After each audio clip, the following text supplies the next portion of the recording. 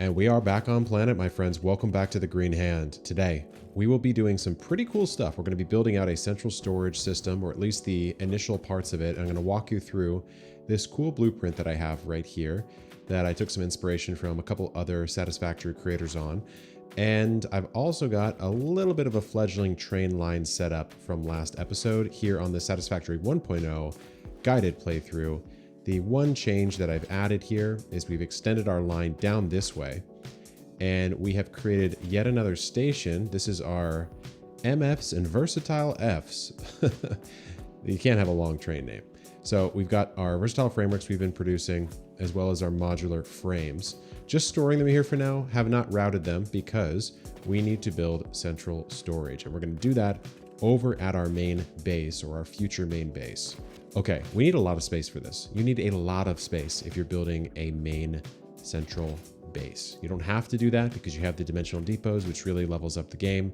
So because this is a 2 foundation blueprint, I need at least a 120 foundation area. Well, I'll probably run it like a hallway. We'll kind of come down like this, and there'll be some on our right side and our left side. So I actually only need 60 foundations long, but I might build a little extra just in case. Okay, I'm going to start over here, and we're just going to run it out this way. And I need to make sure I have enough tiles here. So let me walk you through this blueprint. It actually is an incomplete blueprint because it requires something to be built below the surface. So what we're going to do here is we're going to go into default mode instead of the standard build mode. Let's flip it around. We'll line it up perfectly with the corner of one of our blueprints, just like that. And you know, we might even want it a touch further back, but for now, actually, I think this is really, really fine. Okay, so let me walk you through this. It's a really cool system. It's a waterfall style system. So what we have here at the base of the blueprint is basically an industrial storage container right there. You've got a dimensional depot on top with a Mark III lift going into it, so you're feeding at a high clip. And you've got this little tongue coming off here, and that works because if I was to say, do that, well, I can actually see what's going on here. I know what I've got in the container, which is great. It's just kind of like a little extra information. Now, the thing we really want to do here is we're trying to create a setup where you get this really cool waterfall effect. So what I'm going to do is put a lift hole right there. I couldn't put that one in, right? Because the blueprint had no bottom. We're going to take the lift, bring it down here. So now things can fall from top to bottom, but it's like, okay, well, how are they going to get into here and how are they going to come from there? So what we're going to do first is figure out the belt work for getting it actually into the storage container. The way we're going to do that is by putting a floor hole just right on the input side of the container. And then we're going to take a lift and hit reverse. And we're going to bring that lift right in there. So now when we go underneath, so what we're going to do is we're going to have a lift that is outputting resources over to this one, which is taking resources in like this. And then we're going to connect those like that. So the bottom is now solved. And just bear with me. You'll get it once I run some items through this system here. Now we need to figure out how to get items to fall down from the top. And that's where in this system, I already have built a little bit of belt work into the blueprint. So the way that this works, there's some glass foundations on the top, just a little bit of a visual effect. You've got a nice little glassed in look here. But really all that's happening is resources from wherever they're coming from, the train network, whatever, they need to be lifted up into the roof where they will come out here, drop down, go down the waterfall, drop below the floor, loop up here, drop into our storage container, and be stored as well as be added to the dimensional depot. So let me show you a mock setup of this just so you get a sense for how cool it is. Of course, this is not the way we would actually be feeding these resources in because they'd probably be coming from a train line somewhere. But for the sake of example, just ignore the ugly belt work here. Let's throw in, oh, I don't know, 200 of our Fixmas gifts. So watch what's going to happen here. We're coming up. We're coming over. We are coming down. We are going under. We're coming up. And we're going in. So it's really just creating, if you can kind of rotate the shape in your mind, this sort of 3D loop, this little spiral that ends up right there. Now, the reason I built this blueprint this way is so that we can do something like this. Okay, so check this out. We can just tile this straight over. There's quite a bit of gappage between them, but to be honest, I don't think it looks that bad. I think it looks kind of cool. This gives us the opportunity to add some customizations like lighting or something like that. So we've got some really nice future proofing here. A lot of space if we ever needed to do something, throw some lights on. You could add some extra blueprinting, like you could throw some power on here. I actually kind of like this vibe where you throw Mark II cords every so often, and then you actually just connect them across. So you have this like permanent power running across your world, which is kind of nice. You can throw some lights under here, but then you just have to do the belt work for the remainder. But once you do it once, it's honestly quite simple after that. And check that out. I threw some quick lighting on. It does not look very good. I don't think street lights indoors make a lot of sense, but this is how you can start to build a very modular overall central storage facility. You don't have to do this, remember, because if you have dimensional depots, you could actually just run modular factories. Like, for example, you could have a factory over there that's producing all of your heavy modular frames, and then you could just train it to the next place that needs those modular frames, and you would never really need to do this. But to me, it's a classic Satisfactory thing to do to build central storage, so that's what I'm going to do. And I have the basic skeleton of it right here. The sun is rising. We've added another side to this, which means we can kind of build out a roof setup and start putting some real structure on this. So I like the idea of the roof kind of coming up and over, which lets us put some lighting right where this arch would be. Okay, that works for me. So what we'll do is take away our little pillar here. Sometimes when you're dealing with these blueprints or like kind of modular builds, you got to use those 1 meter walls. So to me, that I think is what I'm looking for. Get this nice kind of archway going on here.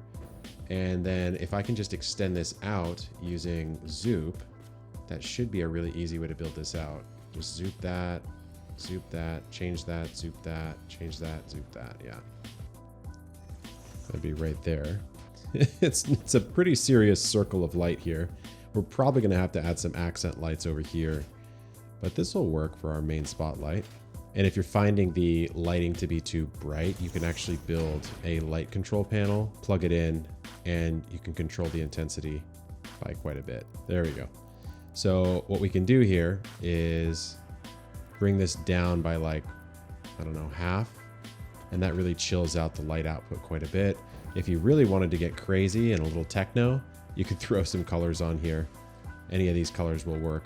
Boom, boom, boom, boom, boom. So the way that this works is there's 7 total colors on this light control panel. And that basically means that you can have 7 total world colors controlled from this panel. So let's say I set this to blue. Anything else in the world that's connected to a light control panel that's on this toggle right here will be this color. So if I was to say change this to, I don't know, this yellow right here, anything that had this, even if it was way over there on the other side of the map, would also have that yellow color. So the start of this facility is pretty much underway. All we really have to do, unless we want to get fancy with the architecture, is just run it in a straight line. I love the idea of just this massive hallway of items. Massive hallway of items. 30 rows on each side, or 30 dimensional depots on each side. To me, it's just a really cool look. And what I like to do is have materials from simple to complex. So we would start here with iron plates. We'd go to rods. We'd go to screws. And then, of course, as you get over to this side, you're bringing in like your modular frames. You're bringing in your motors, all that kind of stuff. Your plastics, your rubbers. And what that means is both on this side and on that side, underneath here, we're going to have a pretty complex logistics system bringing those items up. Oops, made a little weird error there. So there are a lot of ways you can do that. In a prior world, what I had done is throw smart splitters on this back line here and just dump every item in from over on this side, and it would just split everything off into these lifts. But to me, that's not a scalable solution because you eventually end up overloading your belt. So what I might do in this world is bring lifts into floor holes like this,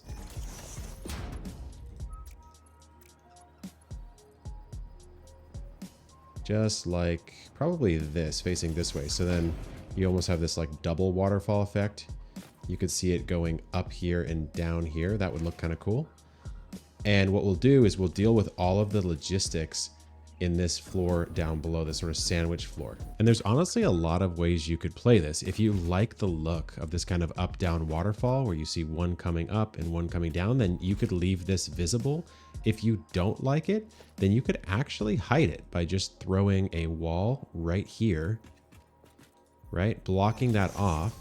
And you could actually create an entire sandwich here and block off the entire thing, creating sort of like this vertical sandwich layer in which you never even see how the items get up into this system.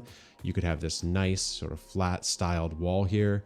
You'd have your lifts coming into here and you'd literally never see any of these lifts. So it kind of depends. I like to expose belt work if I can. I think it's a good look. It's an aesthetic look. It kind of shows off the creativity and the logistics, which is to me what this game is all about. But again, like there's a million ways to do this. Like, look, you got this beautiful kind of ocean view vibe back here, and I don't have a problem with that. And I could then bring the lifts down on the outside and have this kind of indoor-outdoor look if I want. So I've got some iron about 800 meters away, and what I'm gonna do is build out a simple factory of all of the basic components. We don't need a lot of it because this is just our storage, and then we will train it over here into that area right there, and I'll show you how the storage system works when it's actually running. Alrighty, we've got one pure node. We overclocked it slightly to get to 145 a minute, but I won't go through how to set up basic iron. You guys know how to do this. We're gonna be getting 60 plates out of 3 constructors, 20 times 3. We're gonna be getting 30 rods out of this guy right here. And then we're going to be getting 100 screws a minute. And the way that we've got this working is we are piping it on down to a train station that we pulled off of our main line. So we created basically a little spur or a pull off, right?